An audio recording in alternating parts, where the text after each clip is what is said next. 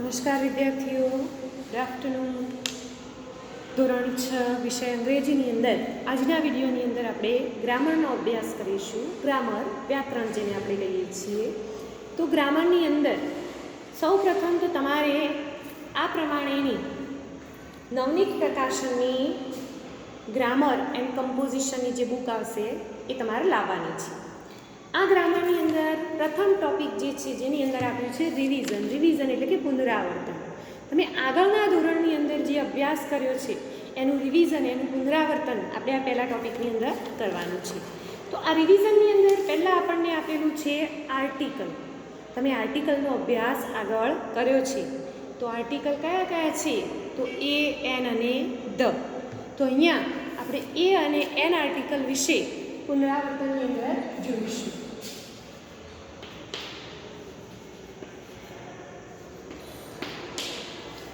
તો હવે આ એ અને એન આર્ટિકલ્સ જે છે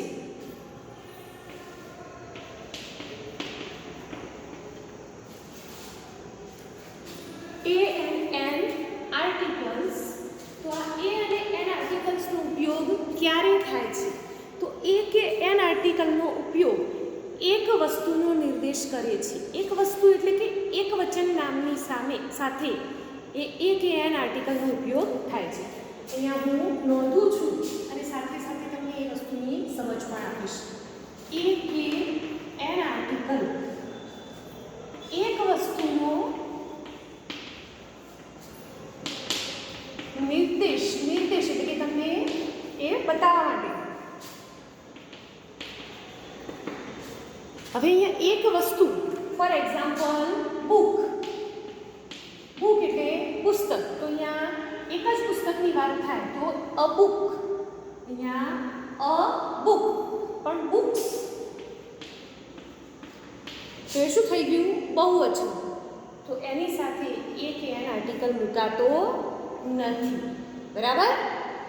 તો અહીંયા એ કે એન એક વસ્તુનો નિર્દેશ કરે છે, એટલે કે એક વચન નામોની સાથે કોઈ એક જ વસ્તુ હોય એવા નામ સાથે એ કે એન આર્ટિકલનો ઉપયોગ થાય છે. આગળ જોઈએ ગણી શકાય તેવી વસ્તુઓ.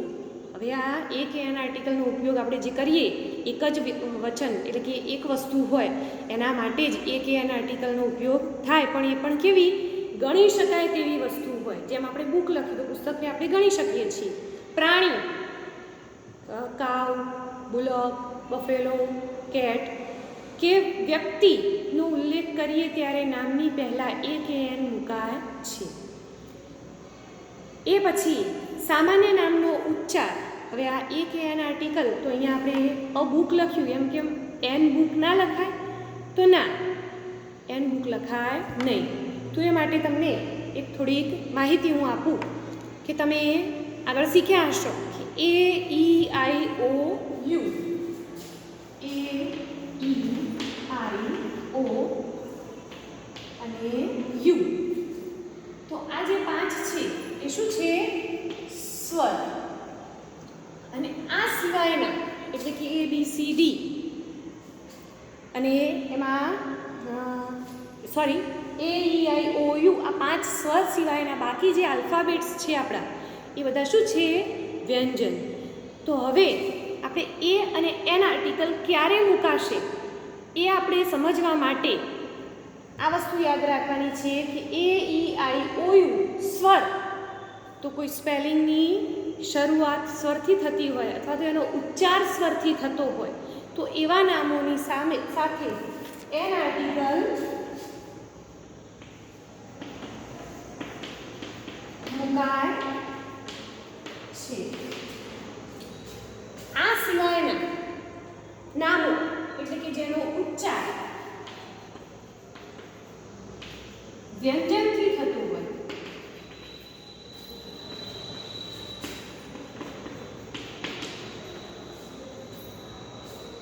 અને એક વચન નામ હોય તો એ આર્ટિકલ મુકાય છે. ફરી એકવાર એ ઈ આઈ ઓ યુ એ શું છે 5 સ્વર. અંગ્રેજી ભાષાની અંદર સ્વર કેટલા? તો 5. કયા કયા? તો એ ઈ આઈ ઓ યુ. આ 5 સ્વરથી શરૂ થતું હોય કોઈ નામ તો, અને નામ કેવું હોય? એકવચન હોય, તો એ માટે એન આર્ટિકલનો ઉપયોગ થાય છે. તો અહીંયા આપણે આ વાત કરીએ એ ઈ આઈ ઓ યુ અને સ્વર, તો એનું એક એક્ઝામ્પલ જોઈએ. તો અહીંયા ORANGE ઓરેન્જ. આ ઓરેન્જ એટલે નારંગી. અહીંયા ઓરેન્જીસ નથી, ઓરેન્જીસ થાય તો બહુવચન થઈ જાય. આ બંને આર્ટિકલ એકવચન નામની સાથે એટલે કે એક જ વસ્તુની સાથે વપરાય છે. તો આ ઓરેન્જ, તો ઓરેન્જની આગળ કયો આર્ટિકલ લાગશે? તો અહીંયા શું કહ્યું? એ ઈ આઈ ઓ યુ. ઉચ્ચાર શેનાથી થાય છે? એનો સ્વરથી. ઓરેન્જ આપણે બોલીએ છીએ તો શું બોલાય? અ. તો એન ઓરેન્જ. ઓરેન્જીસ થઈ જાય તો એ વખતે બહુવચનમાં એક એન આર્ટિકલ લાગતો નથી. એ પછી આગળ આપણે જોઈએ કે ઉચ્ચાર વ્યંજનથી થતો હોય અને એક વચન નામ હોય તો એ આર્ટિકલ મુકાય છે. આપણે આગળ એક્ઝામ્પલ લખ્યું હતું અ બુક. એ જ પ્રમાણે અ ટેબલ. તો આવા નામો કે જેનો ઉચ્ચાર વ્યંજનથી શરૂ થતો હોય એવા એકવચન નામો આગળ એ આર્ટિકલ મુકાય છે. હવે કેટલીક વાર તમારે ધ્યાન રાખવા જેવી વસ્તુઓ છે. અહીંયા આપણે શું કહ્યું છે? ઉચ્ચાર. તમે પછી શું જુઓ છો? આ એ ઈ આઈ ઓ યુથી શરૂ થતો હોય પણ એનો ઉચ્ચાર જો વ્યંજનથી થતો હોય તો એ વખતે એ એન આર્ટિકલ મુકાતો નથી. અહીંયા તમને આ સમજાઈ ગયું હશે. સામાન્ય વસ્તુ કે એ ઈ આઈ ઓ યુથી ઉચ્ચાર શરૂ થતો હોય સ્વરથી તો એન આર્ટિકલ મૂકવાનો, અને વ્યંજનથી ઉચ્ચાર શરૂ થતો હોય, ઉચ્ચાર એટલે કે આપણે જે બોલીએ છીએ બોલતી વખતે વ્યંજનથી બોલાય તો એ આર્ટિકલ મૂકવાનો, અને સ્વરથી એનો ઉચ્ચાર થાય, સ્વરથી બોલાય તો એન આર્ટિકલ મૂકવાનો. અને નામ કેવું હોવું જોઈએ? એકવચન નામ. હવે આપણે કેટલીક બીજી ધ્યાન રાખવા જેવી બાબતો જોઈએ.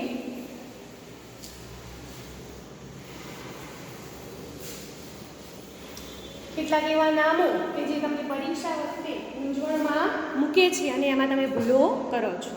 અહીંયા આપણે એક એક્ઝામ્પલ લખીએ.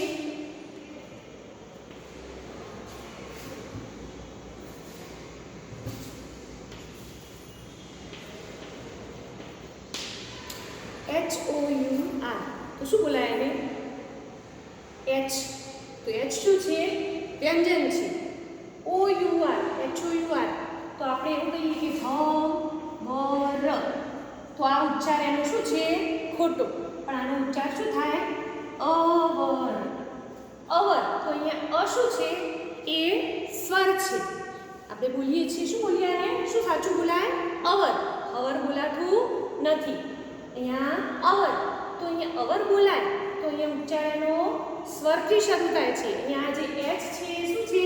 સાયલેન્ટ રહે છે. તો અહીંયા કયો આર્ટિકલ મુકાય? એન અવ. બરાબર? આ પ્રમાણે બીજા ઘણા બધા એવા નામો છે કે જેનો SMS, જે તમે મોબાઈલની અંદર SMS કરો છો, તો હવે આ SMS જે છે એને આપણે બોલીએ છીએ SMS. હવે અહીંયા ખાલી જગ્યા પરીક્ષામાં તમને આપી છે એ SMS, તો એના આગળ કયો આર્ટિકલ મુકાશે?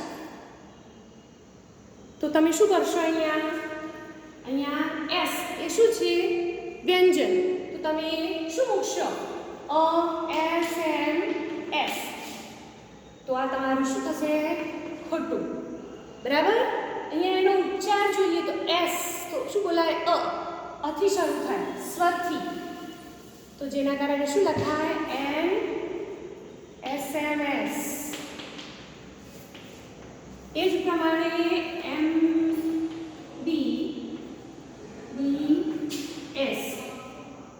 MBBS. તો હવે આ MBBS ની અંદર પણ જેમ S એમ અહીંયા N. તો ઉચ્ચાર શેનાથી થાય છે? સ્વરથી. તો MBBS.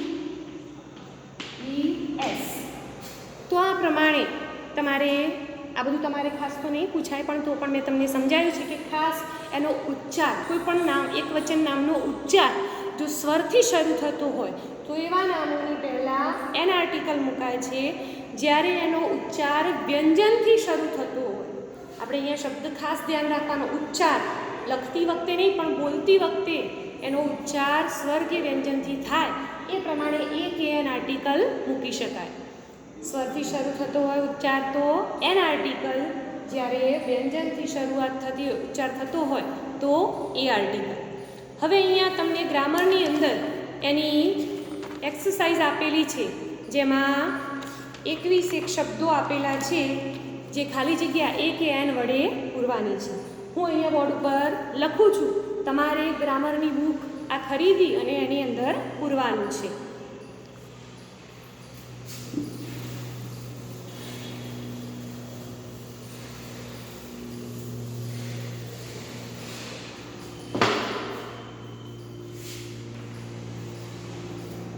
ખાલી જગ્યા બુક, જે આપણે આગળ એક્ઝામ્પલમાં લીધું છે, તો અ બુક.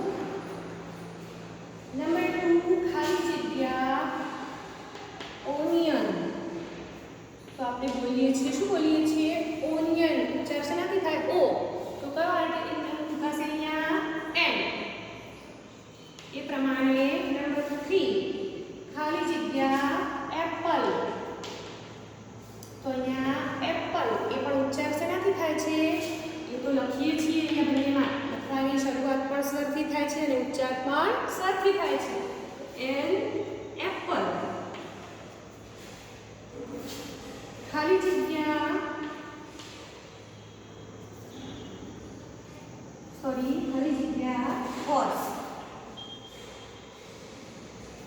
તો ખાલી જગ્યા હોર્સ, તો અહીંયા અ હોર્સ. ખાલી જગ્યા પેરોટ. તો અહીંયા પેરોટ કહ્યું છે, હોર્સ કહ્યું છે, હોર્સિસ નથી, એક જ હોર્સ ઘોડો, તો અ હોર્સ. એ જ પ્રમાણે અહીંયા પેરોટ્સ નહીં પણ પેરોટ, તો અ પેરોટ. ખાલી જગ્યા ટ્રી. તો અ ટ્રી. નંબર 7 ખાલી જગ્યા umbrella.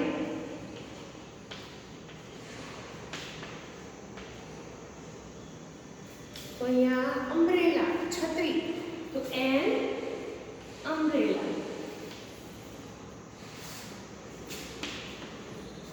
નંબર 8 ખાલી જગ્યા egg. egg એટલે ઈંડું, તો અહીંયા એન egg. નંબર 9 ખાલી જગ્યા બસ. તો અ બસ.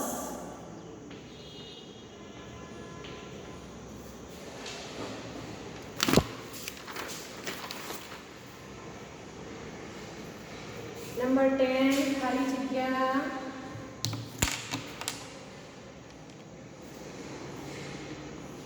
ઓરેન્જ. આપણે આગળ જોયું ખાલી જગ્યા ઓરેન્જ, તો એન ઓરેન્જ.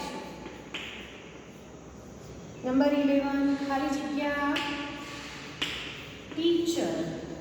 તો અહીંયા શિક્ષક, તો અ ટીચર. નંબર 12 ખાલી જગ્યા એલિફન્ટ. An elephant. નંબર 13 ખાલી જગ્યા ઇન્ક પોટ. અને આ ઇન્ક પોટ શું છે? તો શાહીનો ખડિયો, પેનની અંદર ભરવા માટેની જે શાહી આવે એ શાહીનો ખડિયો, ઇન્ક પોટ. તો અહીંયા પણ ઉચ્ચાર શેનાથી થાય? એનથી, તો એન ઇન્ક પોટ. નંબર 14 ખાલી જગ્યા ટેબલ. તો ટેબલ. 15 ખાલી જગ્યા શાર્પનર. તમારી જોડે હોય છે ને શાર્પનર, જેનાથી તમે પેન્સિલની અણી કાઢો છો. તો અહીંયા શાર્પનર, તો અ શાર્પનર.